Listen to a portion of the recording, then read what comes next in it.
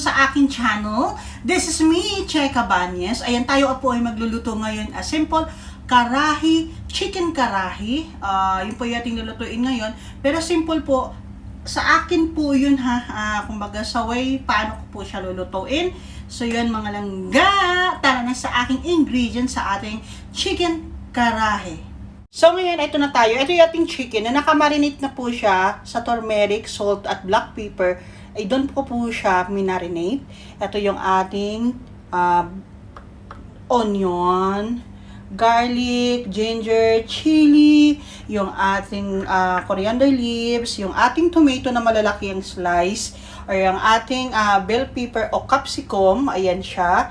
At yung ating potato, mamaya ipapry natin siya kasi need niya talaga siyang ipapry para hindi siya malabsak or lumambot. So ipapry natin siya mamaya. So atin yung dapat normal na oil, kaya lang kasi ayaw. So gagamitin natin ang coconut oil.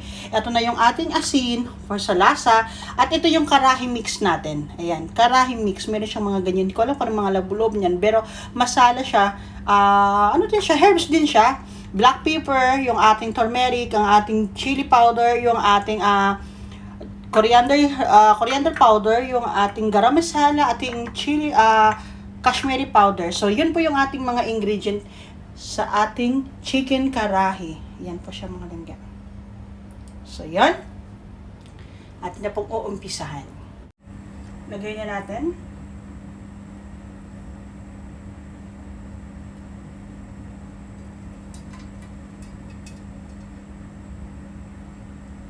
So, ang una natin ilalagay yung ating chicken, ha.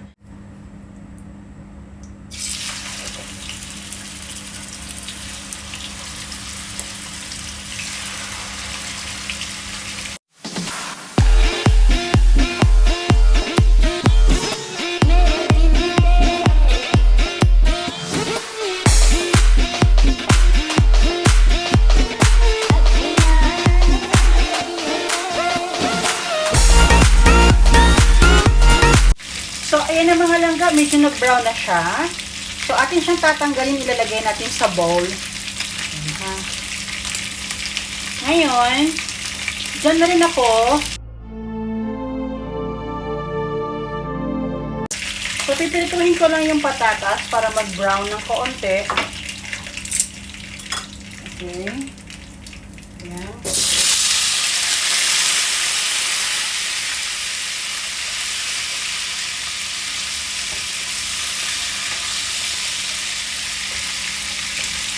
Sa lulutuin. So, ayun ang mga langga. Okay na siya. Gusto mo ganyan lang, say. Ayan. Para mamaya, pag ihalo natin siya, hindi siya labsak. Ayun. Ganyan siya, ha. Yan. Okay. So, pwede na natin siyang tanggalin para makapag-start na tayo ng gisa ng ating bawang sibuyas. So, yun. Okay. Bawang. Oops, sumusok na siya. Yung ating bawang.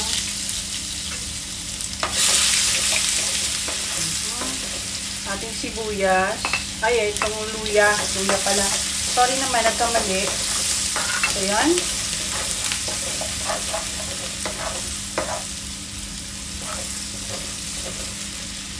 Ang ating sibuyas. Yung sibuyas ko ay 4 na peraso, ha. Ayan. So, hayaan natin siya dyan hanggang sa maluto yung ating sibuyas. So, ayan na mga langga. Nagpa-brown-brown na siya. Ilalagay na natin yung ating chicken. Hindi muna natin lagyan ng masala, ha. I-mix natin yung ating chicken. Ayan. Ngayon, nakamix na yung ating chicken. Ilalagay natin yung ating kamatis. Ating kamatis na 3 peraso, in-slice ng ganyang kalalaki. Hayaan natin siya dyan. Okay.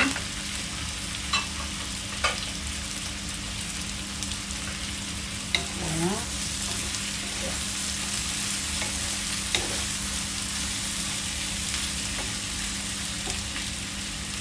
Lagyan natin siya ng asin ng konti. So, hayaan natin siyang kumulo. Lalagyan natin siya ng konting tubig. Yung tubig ay mainit, ha? Konti lang naman. Hayaan natin siyang kumulo na kasama ang kamatis. Hanggang sa lumambot yung kamatis. Dapat kasi, ginagamit dito ay pressure cooker. Kaya lang kasi, ayokong gumamit ng pressure cooker. Kaya yan. Pero yun talaga dapat ang gagamitin. As in pressure cooker. So, hayaan ko siyang kumulo. Yan. Sa mahina na apoy. So, hayaan natin siyang ganyan na kumulo hanggang sa lumambot yung ating kamatis. Manunuot yung lasa doong kamatis, sibuyas, yung mga nandoon na salsang nilagay natin. So, mamaya-maya, pagbalik natin, saka natin siya lalagyan ng ating mga, anong tawag dito, yung ating spices or herbs. O, diba? Nabulol lang. So, yun. Yan. So, continue lang naman tayo sa paghalo. Halo ka ng halo hanggang sa makikita mo ng lumalambot na yung kamatis. Yan. Kasi kailangan malambot na yung kamatis. So, nagtataka siguro kayo kung bakit pinakalalaki yung kamatis. Actually, yung nilalagay talaga dyan, buo na kamatis. Hayaan mo yung mismo yung katas ng kamatis ang magluluto sa manok. Kaya lang kasi hindi ko ginagawa nung kasi medyo maasim yun pagka ganun ang style na gagawin. So, mamaya, lalagyan din pala natin siya ng butter. Ayan, kailangan lagyan. Pero mamaya pa, after natin maglagay ng ating mga herbs. Yun. So, ayan na mga langga. Magbabalik tayo. So, nakita niyo na. O, see? Naging cream siya. Charot! May nalalamang creamy. Ngayon, ayan na siya ha. Saka natin ilalagay yung ating chili. Yung ating mahiwagang chili, lalagay na natin. So, ayan, nakalagay na yung ating chili. Saka ngayon tayo maglalagay ng ating masala. Anyway, sa masala naman, same lang din. Kasi nga yung chicken ko, nakababad na rin natin. Nakababad na sa black pepper, turmeric, and salt. Ayan. Ayan, black pepper. Lalagyan na natin. So, ayan. Turmeric na kaunti lang. Konti lang na turmeric lalagay natin. So, yung ating ayan, coriander powder. Kunti lang din kasi ito naman mapampabango. Hindi ko alam kung saan siya. So, yan. Yung ating garam masala. Medyo dumihan natin yung ating garam masala. Yan. Ating garam masala. So, yung ating cashmere powder. Cashmere powder, damihan natin. Lalagay tayo ng, ayan. So, medyo pumula-pula, bawi-bawi tayo. Ay, ito, ayaw niya wala na kasing laman eh. Ayan, nakalimutan ko kasing mag-refill. Charot, mag-refill. So, ating chili. Ayan, ating chili powder. So, medyo madami-dami ang ating chili powder. At yung ating karahi mix. Ayan po yung itsura ng ating karahi mix. Ayan siya. Ayan. Meron kasi akong nabibiling karahi mix. So, ayan. Mimix na natin. Ayan. Hayaan natin siyang kumulo ulit. Ng kumulo. Okay. So, mag-a-add lang tayo ng konting tubig ulit. Kasi nga, para maluto yung ating, kailangan kasi maluto yung masala na nilagay natin o yung mga herbs. So, nag-dry na siya dahil sa masala. Ang gagawin ngayon natin, nalagyan, mga langga, tubig na mainit talaga laging ilalagay ha. Yun. Para hindi siya masira kahit kinabukasan kung mayroon pang matitira. Yes, eto, finally, kakainin namin to ng 2 days. Hapunan, and bukas ulit. So, yun. Ayan na siya. So, hayaan natin siyang kumulo ulit ng kumulo. After niya, ganyan lang siya. So, titignan natin, lalagyan ulit natin ng asin kasi nagdagdag ulit tayo ng tubig. So, nakita niyo na yung kulay niya. So, yun.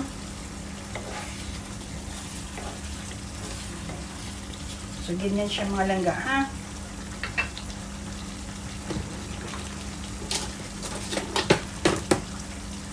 So, tikman natin siya kung okay na yung lasa niya. Yeah, okay na siya sa lahat.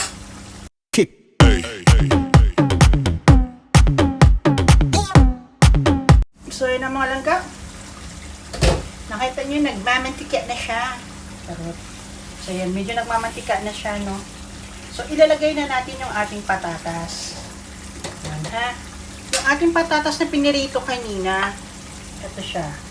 Ilalagay na natin. Right? So, yun, ihahalo na natin siya. Okay. Para umano na rin yung lasa.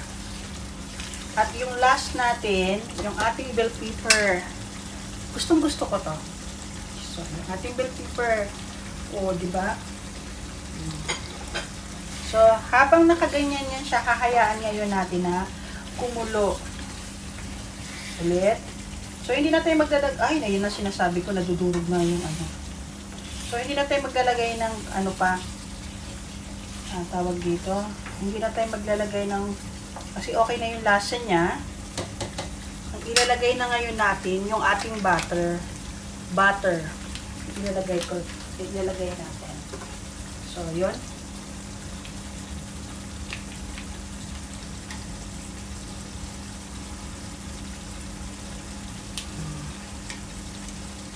Siguro tataka kayo, ba't may butter? Actually, dapat may yogurt kasi to. Eh, tipid-tipid tayo. Kung ano lang yung meron sa bahay, yun lang yung ilalagay natin. Eh, yung butter ang meron ako. So, yun. Kaya yung butter ang inilalagay ko. Ang butter naman yan. Hanggang sa matunaw yung butter, ha? Yan siya. Okay na? Nawala na yung butter natin. Ilalagay na natin to. Ating coriander leaves. Importante talaga to. Ayan. Pag wala to, hindi na siya naging karahi. Ayan. So, yan. Nakalagay na yung ating coriander leaves. Mix again. Diba? So, imimix ulit natin.